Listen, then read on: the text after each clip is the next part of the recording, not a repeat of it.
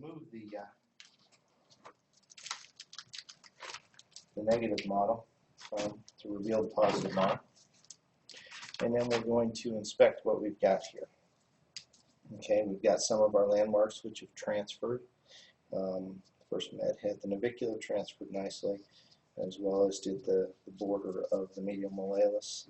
Some of the lateral landmarks didn't transfer very well, but that's okay. You can still make out anatomical contour. You can see on the model where the head and the base of the fifth metatarsal is and the shank in between.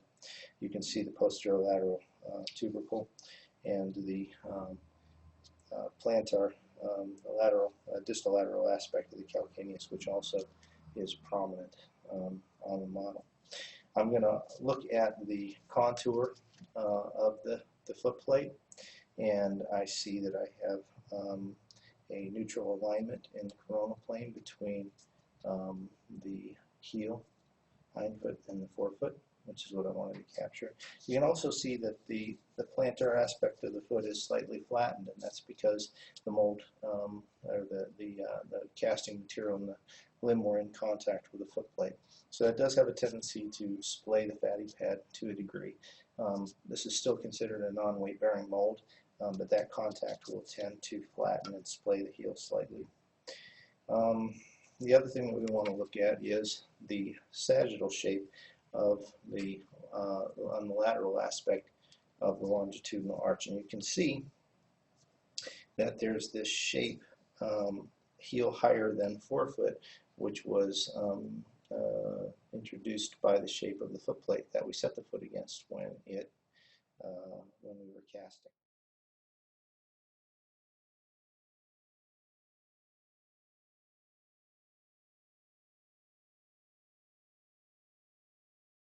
So the first thing that I want to do, as with the foot mold that we modified, is to remove artifacts. So I'm going to remove non-anatomical detail, which is artifact of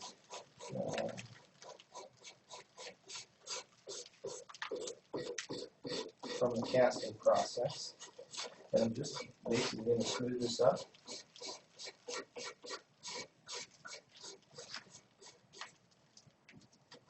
I usually work on the posterior aspect of the mold first, and work to the medial side next, and sort of modify by views.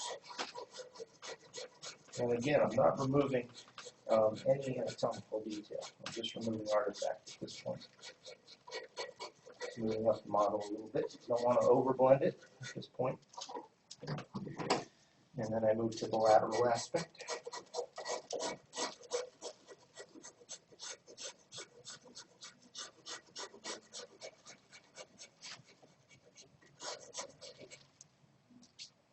And make sure you keep your shirt on clean. Relatively clean.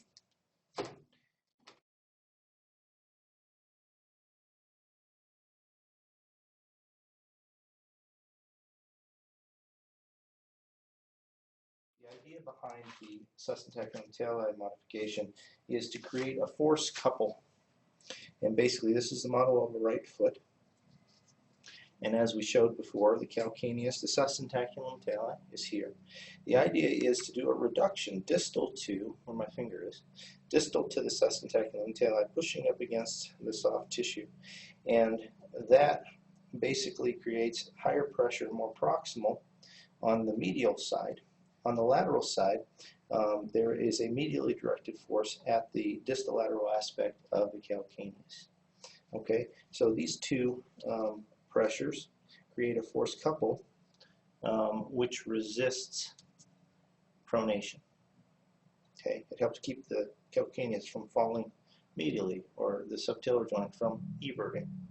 Okay, so where do you locate this? Well, if I take my, I'm going to turn the foot upside down. If I take my thumb and I lay it right distal to the sus-tachymetallide, right along this groove on the medial side of the calcaneus, my thumb approximates the reduction that I want to do for this modification. I want to increase focal pressure there. Okay, this feature is approximately between the medial tubercle of the calcaneus, just the medial tubercle of the calcaneus, and the navicular tuberosity, about midway between, and slightly proximal is the location of the sustentacular tali.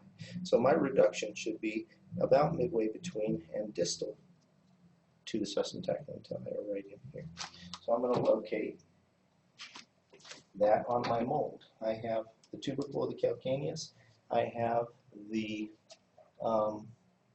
navicular. About midway between is where I'm going to start my modification. And I'm going to be, depending on how much control I want, I'm going to be relatively aggressive with this modification.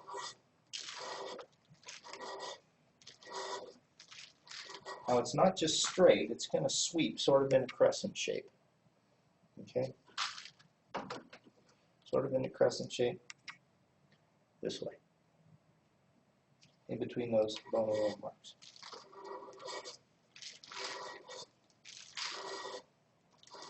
And you can see that I'm using a half-round sure form to do this. It's a larger foot. I want broader bearing pressure. If I had a very small foot, I might use a round sure form. And then after I bring that plantar weight, I'm going to blend it up underneath the midfoot.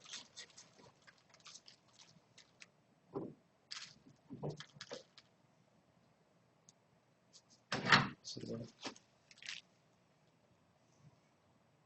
There's the modification. Satchel view. Okay, so here's my navicular. Here's my tubercle.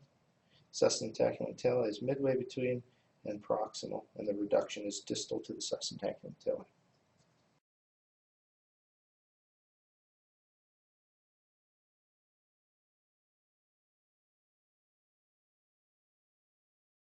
Device is controlling pronation. All right, if I put that modification in there, I am trying to reduce eversion of the, or resist eversion of the calcaneus, which means that we want to contain also the distolateral calcaneus to keep it from moving away. As the calcaneus tilts into valgus, the pressure of the distolateral aspect is going to increase. Now, one thing we have to be careful of, and I think you can see right here, is this tubercle on the distolateral aspect of the calcaneus. We don't want to shave that flat. If we do that, that roundness of that feature will create high focal pressure, and it won't be tolerable. So if I do a reduction, as Carlson says, I think in his paper he talks about a 1/8 inch reduction in the medial-lateral diameter on the lateral aspect to enhance that. If we do that reduction, we want to maintain the contour of that lateral aspect of the calcaneus. Don't just shave it flat. I'm going to do that by reducing around the tubercle first.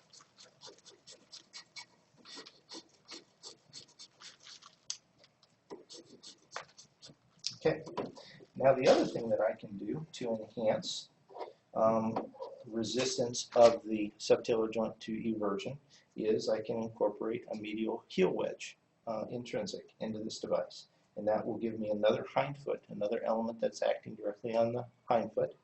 We know the mechanism of action of that element.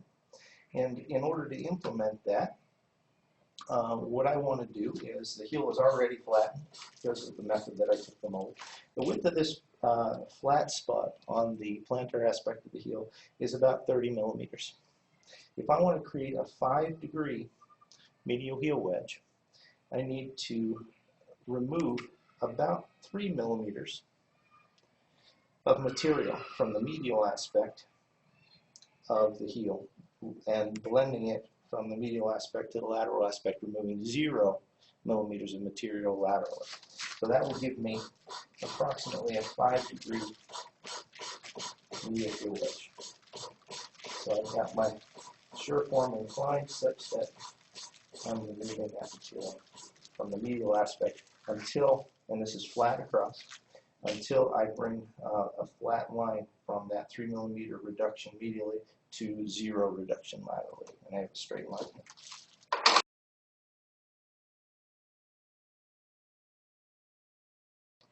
Um,